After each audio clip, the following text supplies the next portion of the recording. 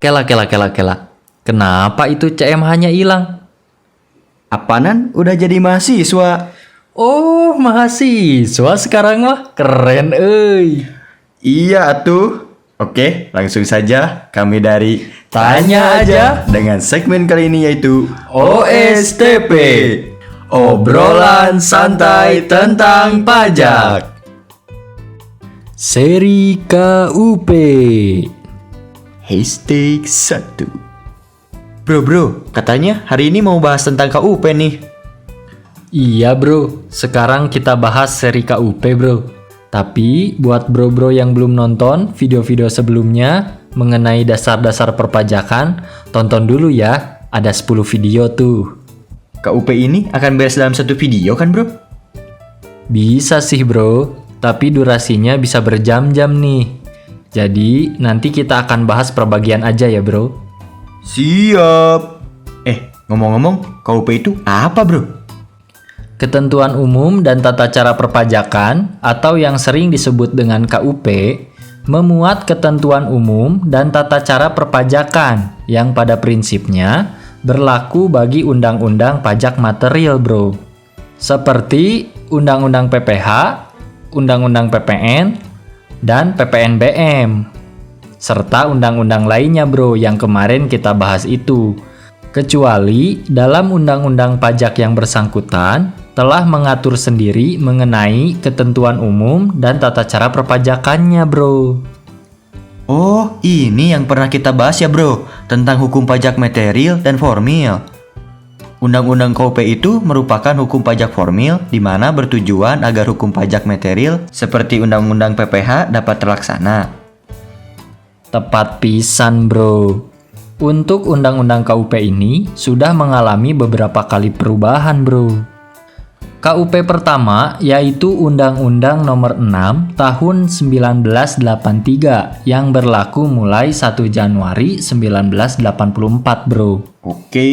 Di mana perubahan pertama dilakukan dengan Undang-Undang Nomor 9 Tahun 94 di mana berlaku mulai 1 Januari 1995. Lalu dirubah kembali dalam perubahan kedua dengan Undang-Undang Nomor 16 Tahun 2000 di mana berlaku mulai tanggal 1 Januari 2001. Lanjut bro. Nah, perubahan ketiga dilakukan dengan Undang-Undang Nomor 28 Tahun 2007 di mana mulai berlaku tanggal 1 Januari 2008 bro.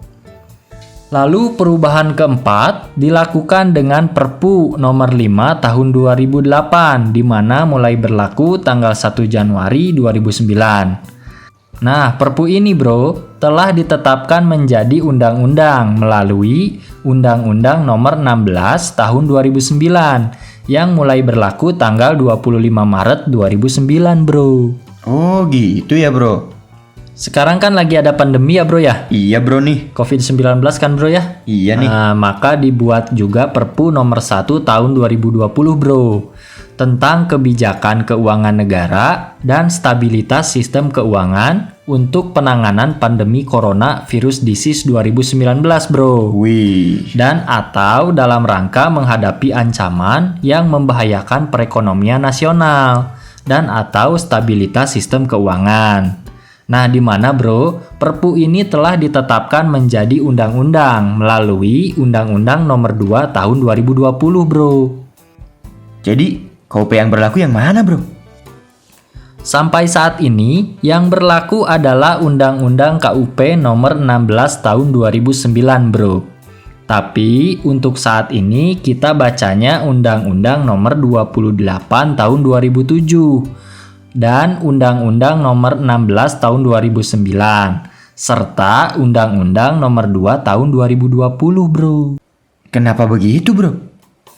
Karena Undang-Undang Nomor 28 Tahun 2007 berisikan Undang-Undang KUP yang telah lengkap bro. Sementara di Undang-Undang Nomor 16 Tahun 2009 dan Undang-Undang Nomor 2 Tahun 2020 itu hanya berisikan tambahan atau perubahan beberapa pasal dalam Undang-Undang Nomor 28 Tahun 2007 bro. Oh iya bro, jangan lupa juga peraturan di bawahnya ya, seperti yang kita pelajari di hierarki pajak, seperti PP, PMK, KMK, PRDJP, dan yang lainnya ya bro. Siap. Nah bro, Undang-Undang KUP ini terdiri dari 11 bab dan 44 pasal bro. Apa aja tuh? Bab pertama itu adalah mengenai ketentuan umum. Bab 2 mengenai NPWP, pengukuhan PKP, SPT, dan tata cara pembayaran. Untuk bab ketiga, yaitu penetapan dan ketetapan pajak. Bab 4 tentang penagihan pajak. Bab 5 mengenai keberatan dan banding. Bab 6 mengenai pembukuan dan pemeriksaan. Bab 7 mengenai ketentuan khusus. Bab 8 mengenai ketentuan pidana. Bab 9 mengenai penyidikan. Bab 10 mengenai ketentuan peralihan. Dan bab 11 mengenai ketentuan penutup bro. Wah, banyak juga ya bro. Pantesan gak bisa habis dalam satu video nih. Yoi bro, untuk hashtag pertama ini saya akan berikan gambaran umum dulu mengenai tahapan wajib pajak berdasarkan Undang-Undang KUP bro. Oke. Di mana terdapat 4 tahapan yang akan dijalani oleh wajib pajak berdasarkan KUP ini bro. Apa aja tuh? Nah, tapi sebelum itu, tidak semua wajib pajak akan mengalami tahapan yang sama. Kenapa bro? Karena tergantung kondisi masing-masing wajib pajaknya bro. Tahap pertama itu gimana bro? Tahap pertama adalah ketika subjek pajak sudah menjadi wajib pajak. Maka kita harus menjalankan kewajiban sebagai wajib pajak bro. Dimulai dari mendaftar NPWP atau NPPKP. Lalu kita mulai melakukan pencatatan atau pembukuan. Setelah itu kita menghitung pajak bro, dan membayar pajak, serta melapor pajak tentunya. Nah, untuk tahap ini harus dilakukan oleh semua wajib pajak bro tentunya.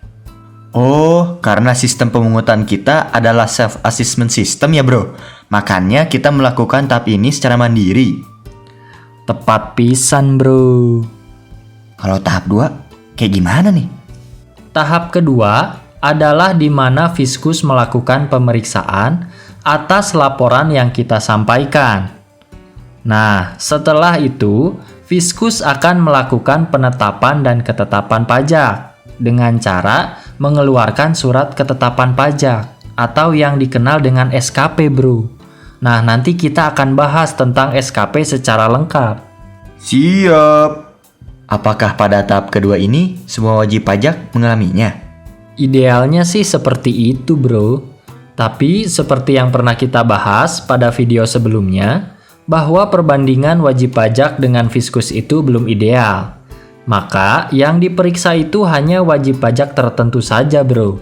Bisa karena berdasarkan pendapatan, bisa karena sektor industri, dan bisa karena hal lainnya bro. Oh iya ya, karena perbandingan wajib pajak dengan Fiskus belum ideal, maka Fiskus tidak bisa memeriksa semua wajib pajak ya bro. Tepat pisan bro. Tahap 3 itu gimana bro? Tahap ketiga adalah kompensasi, restitusi, dan penagihan pajak bro. Ini adalah akibat dari SKP yang diterima oleh wajib pajak. Maksudnya gimana bro? Jika hasil pemeriksaan, wajib pajak mendapatkan SKPLB atau surat ketetapan pajak lebih bayar, itu artinya pembayaran yang dilakukan oleh wajib pajak terlalu besar bro dari utang pajaknya. Maka kemungkinannya ada 2. Apa itu? Wajib pajak bisa melakukan kompensasi atau restitusi bro. Oh, kompensasi itu ketika kita kelebihan bayar pajak, maka kelebihannya untuk bayar pajak bulan depan kan? Atau tahun depan ya bro? Kalau restitusi, apa nih bro? Tepat bro, seperti yang kita bahas di video timbul dan hapusnya utang pajak bro. Kalau restitusi itu adalah pengembalian, bro. Oh, Jadi kalau bro lebih bayar, bro bisa minta kelebihan tersebut. jadi kalau kita lebih bayar, kita boleh pilih kompensasi atau restitusi ya bro? Tepat, bro. Nah, kalau bro dapatnya SKPKB, yaitu surat ketetapan kurang bayar, atau SKPKBT, yaitu surat ketetapan pajak kurang bayar tambahan, maka Fiskus akan melakukan yang namanya penagihan pajak, bro. Biasanya lewat STP atau surat tagihan pajak. Oke. Kalau ternyata pas diperiksa hasilnya gak kurang atau gak lebih, gimana tuh? Kalau seperti itu akan mendapatkan yang namanya SKPN, yaitu surat ketetapan pajak nihil, bro. Oh, lalu tahap terakhir gimana nih bro? Tahap terakhir adalah jika wajib pajak tidak puas dengan hasil pemeriksaan Fiskus, maka wajib pajak bisa mengajukan sengketa pajak, bro. Wajib pajak bisa mengajukan sengketa pajak? Bisa, bro. Wajib pajak bisa mengajukan gugatan, keberatan, banding, dan peninjauan kembali, bro.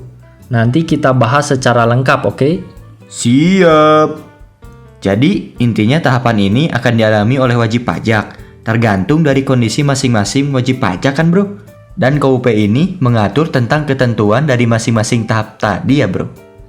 Mantap, tepat pisan, bro. Bro, boleh tanya lagi nggak?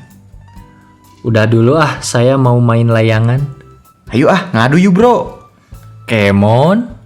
Eits, tapi sebelum itu jangan lupa like, Komen. share. Subscribe. Saya Ilham Fauzan. Dan saya Ardan Gani. Pamit undur. Assalamualaikum.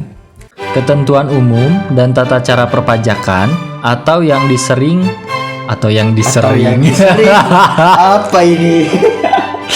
Aduh. Mirip. Oh, nyawuran kene. Saya menunggu waiting list. Aduh. Pasti itu lupa. Saya tahu, pasti lupa. Ada cap DJP. Kalau lagi neurolog suka lupa. Atau tahun depan ya kan bro? Bingung kan bro? Bang.